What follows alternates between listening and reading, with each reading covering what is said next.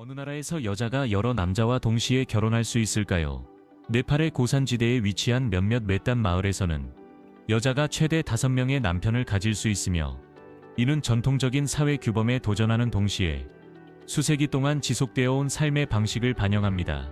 이러한 독특한 관습은 그들의 문화 정체성의 중요한 부분을 형성하고 있습니다. 그런데 왜 이러한 공동체는 이렇게 드문 전통을 지키고 있을까요?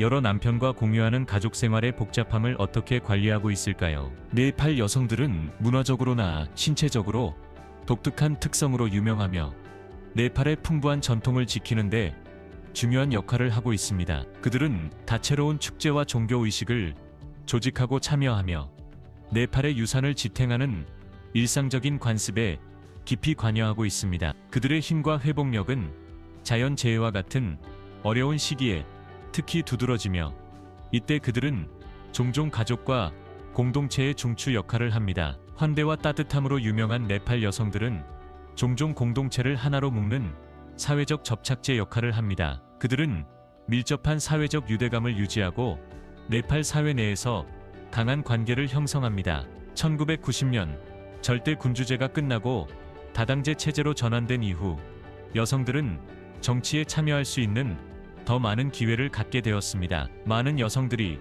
하원인 프라티니디 사바와 상원인 라스트리아 사바에 선출되었습니다. 여성들의 정치 참여를 더욱 증진시키기 위해 네팔은 여성 전용 의석을 따로 배정하는 특별 선거 제도를 도입했습니다. 이 이니셔티브는 정치에서 성별 대표성을 균형 있게 조정하는 것을 목표로 하고 있습니다. 공식 정치 분야를 넘어 많은 네팔 여성들은 성평등, 여성의 권리 및 기타 중요한 사회 문제를 옹호하는 활동에 깊이 참여하고 있습니다. 그들은 시민사회단체, 비정부 기구 및 풀뿌리 여성운동을 통해 사회 변화를 주도하고 있습니다. 네팔 여성들의 역할이 문화 보존자에서 적극적인 정치 지도자 및 사회 변화의 주체로 진화하는 것에 대해 가장 놀랍거나 인상적인 점은 무엇인가요? 여러분의 생각을 공유해 주세요. 네팔에는 여자가 여러 남자와 결혼할 수 있는 독특하고 드문 전통이 존재합니다. 일부 외딴 히말라야 마을에서는 여자가 5명 이상의 남편을 두는 것이 드문 일이 아닙니다. 이 관습은 다처제인 폴리안드리로 알려져 있으며, 특히 훌라, 돌파 및 코시 지역과 같은 네팔의 깊은 문화적 뿌리를 지니고 있습니다. 네팔의 폴리안드리는 마하바라타에 잘 알려진 전설인 드라우파디와 판다바스의 고대 이야기를 떠올리게 합니다. 이 이야기에서 드라우파디는 5 형제와 결혼하며 각 남편과의 밤을 순환하는 방식으로 이루어집니다. 이는 오늘날 네팔의 일부 지역에서 폴리안드리가 실천되는 방식과 유사합니다. 여기서 아이들은 여러 아버지를 가질 수 있으며, 이는 한 아내가 여러 남편과 공유되는 문화적 구조를 반영합니다. 폴리안드리 전통은 티베트, 인도 및 네팔의 높은 히말라야 마을에서 특히 두드러집니다. 네팔에서는 1963년부터 다처제가 공식적으로 금지되었지만, 폴리안드리는 조상 관습의 지속적인 영향으로 인해 여전히 존재합니다. 이 지역의 사람들은 현대 법보다 전통을 우선시하며 현대화의 압박에도 불구하고 이 독특한 관습을 계속 이어가고 있습니다.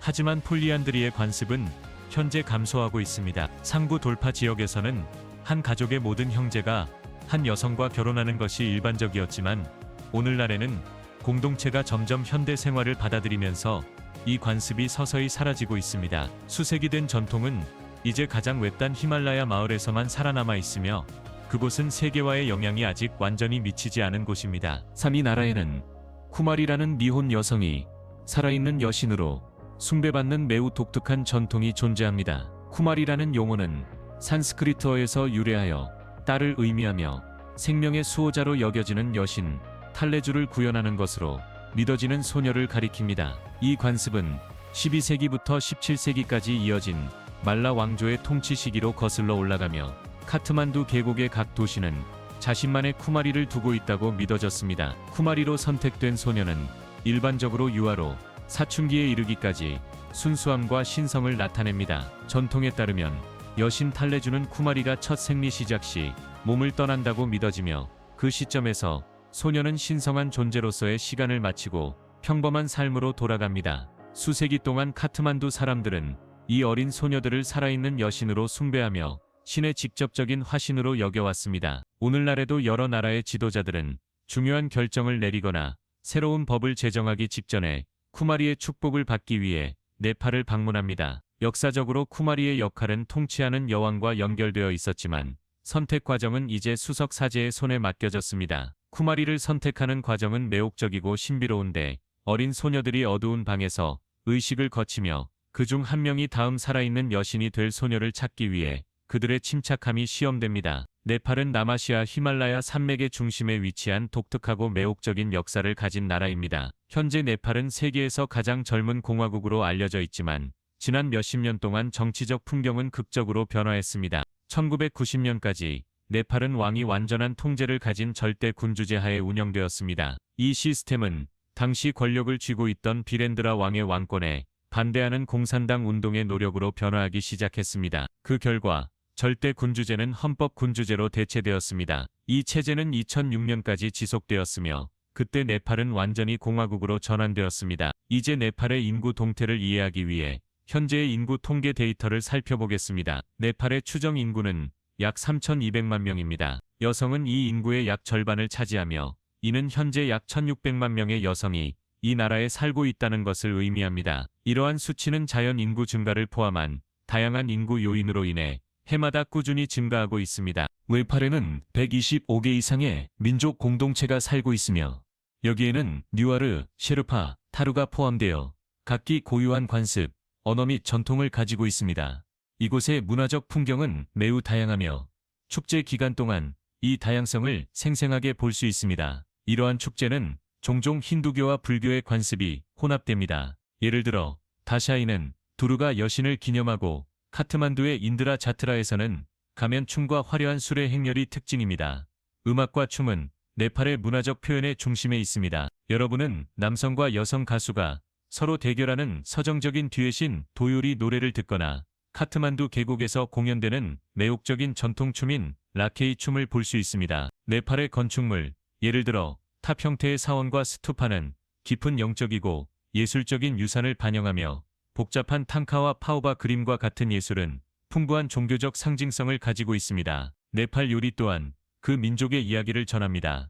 달바지라는 쌀과 렌틸의 기본 요리, 티베트 영향을 받은 모모만두, 그리고 네와르 특산물인 차타마리는 종종 네팔의 피자라고 불립니다. 사회적 관습도 마찬가지로 다양하며 공동 가족 제도가 일반적이고 일부 민족 그룹에서는 목의 전통과 같은 독특한 관습이 발견됩니다. 유카트만두, 분주한 수도는 타멜, 더르바르 마르그, 잠시 켈과 같은 활기찬 나이트라이프 핫스팟의 본고장입니다. 이 지역은 퍼플 헤이즈 록바, 클럽 데이자부, 트리사라와 같은 인기 있는 바 클럽, 라운지 및 라이브 음악 공연장으로 가득 차 있습니다. 포카라의 레이크사이드 지역은 바쁜 분위기 속에서 한층 여유로운 분위기를 제공하며 바쁜 벌카페와 아일랜드 펍과 같은 호숫가 바가 유명합니다. 이곳은 라이브 음악과 폐와 호수의 경치로 잘 알려져 있습니다. 흥미롭게도 여성들은 특히 이러한 도시 중심에서 네팔의 나이트라이프에 점점 더 활발히 참여하고 있습니다. 이는 전통적인 보수적 태도에도 불구하고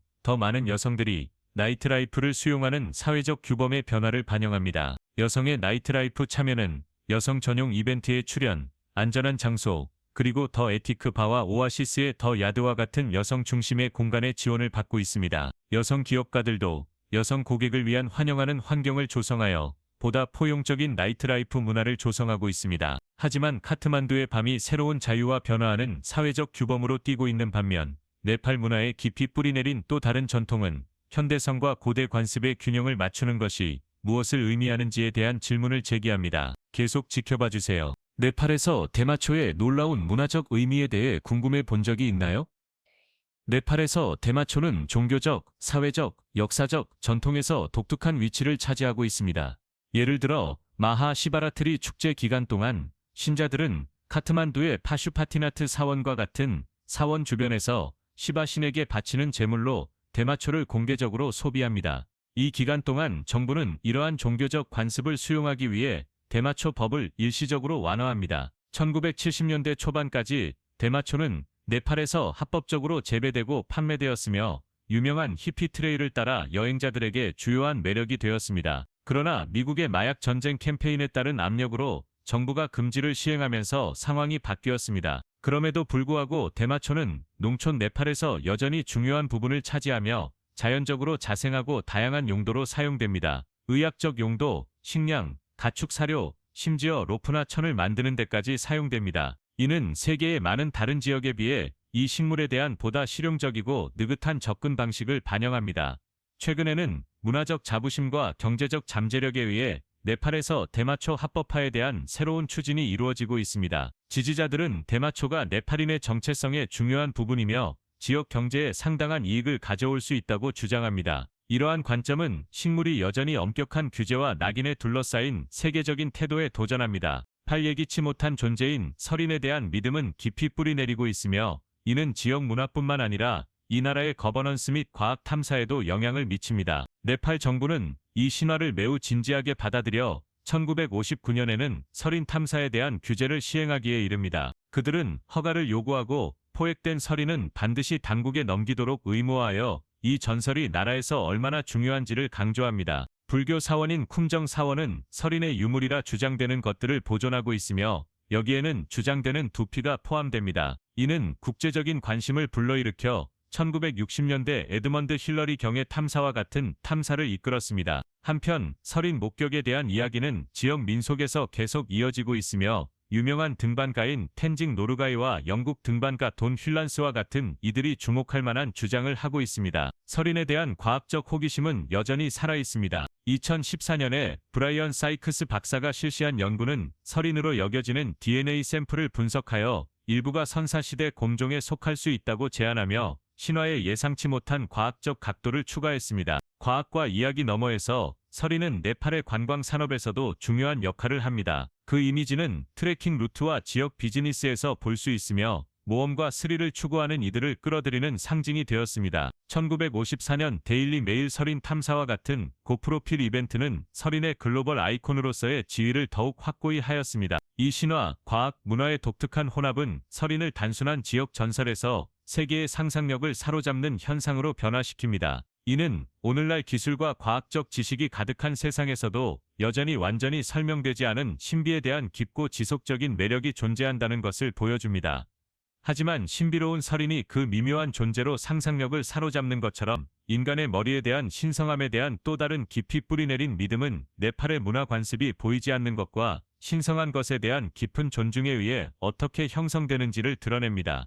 네팔에서 인간의 머리는 신체에서 가장 신성한 부분으로 여겨지며 이는 힌두교와 불교 전통에 깊이 뿌리내린 믿음입니다. 이 문화적 관점은 서양 문화에서 오는 이들에게 종종 놀라움을 줍니다. 네팔에서는 누군가의 머리를 만지는 것, 심지어 친근하거나 애정어린 방식으로 하더라도 매우 무례한 것으로 여겨집니다. 이 믿음은 머리가 영혼의 자리이며 가장 영적인 의미를 지닌다고 생각하는 데에서 비롯됩니다. 이 문화적 뉘앙스는 지역 주민들과 방문객들 간의 오해를 초래할 수 있습니다. 예를 들어 이 믿음을 모르는 관광객이 아이의 머리를 쓰다듬으면 무의식적으로 지역 주민을 불쾌하게 만들 수 있습니다. 네팔의 사원과 수도원에서는 스님 머리를 만지는 것이 엄격히 금지되어 있으며 이는 종교적 맥락에서 머리의 신성한 지위를 반영합니다. 마찬가지로 고인의 머리에 물을 부어 정화의 마지막 행위를 하는 장례 관습은 이 깊이 뿌리내린 믿음을 더욱 강조합니다. 머리의 신성함은 일상생활에서도 관찰됩니다. 예를 들어 누군가의 머리 위로 물건을 지나가게 하거나 다른 사람의 머리보다 높은 위치에 앉는 것은 특히 그 사람이 연장자나 종교적 인물일 경우 무례한 것으로 간주됩니다. 이러한 머리에 대한 존중은 아기의 첫 머리카락 자르기 의식인 문단과 축제 동안 주어지는 티카 축복과 같은 의식에서도 강조되며 이는 머리가 신성한 축복의 통로로 여겨짐을 나타냅니다. 네팔은 일반적으로 여행객들에게 안전한 목적지이지만 염두에 두어야 할 중요한 안전 고려 사항이 있습니다. 2015년 헌법 변경 후의 정치적 시위와 같은 사건들은 때때로 여행을 방해할 수 있으며 심지어 폭력으로 이어질 수도 있습니다. 2015년에 발생한 지진과 같은 자연재해는 광범위한 파괴를 초래하며 계절적인 산사태와 우기 동안의 홍수는 상당한 위험을 초래합니다. 에베레스트 베이스 캠프나 안나푸르나 서킷과 같은 트레킹 경로를 떠나는 여행자들은 고산병과 같은 건강 문제 및 불충분한 위생으로 인한 수인성 질병의 위험에 직면하게 됩니다. 적절한 적응,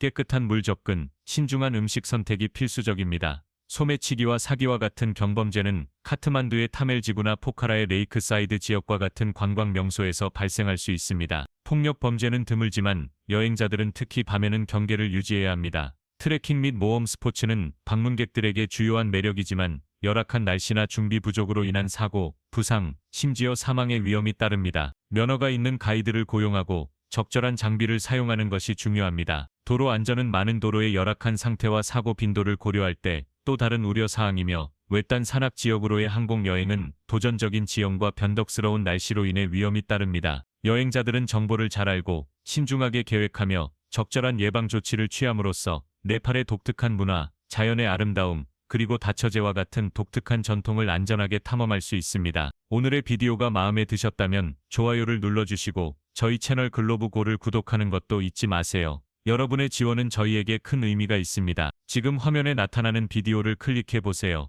여러분이 그 내용을 사랑하실 거라고 확신합니다. 다음에 저희 채널에서 다루었으면 하는 나라에 대한 댓글도 남겨주세요. 시청해 주셔서 정말 감사합니다. 다음 비디오에서 뵙겠습니다.